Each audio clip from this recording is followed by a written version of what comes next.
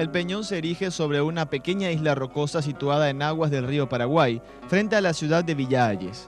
Su historia sigue siendo un misterio, lo que la convierte en un potencial atractivo para el turismo. Cualquiera que haya visitado el mirador de la ciudad de Villa Hayes habrá contemplado a lo lejos una casona blanca que yergue de las aguas tranquilas del río Paraguay. Ese lugar es conocido como El Peñón.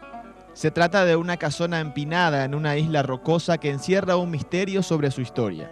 Algunos datos hablan de que su construcción inició en el año 1936, de la mano del capitán Lázaro Aranda, por lo que también es conocido por los lugareños como el Castillo del Capitán Lázaro, mientras que otros antecedentes señalan que el lugar fue construido por los jesuitas. Otras versiones cuentan que primeramente fue una torre utilizada como vigía para las grandes embarcaciones y que luego fue convertido en un centro meteorológico. Su aspecto físico hace suponer que el castillo estuvo compuesto por una habitación, una cocina, un comedor y un baño.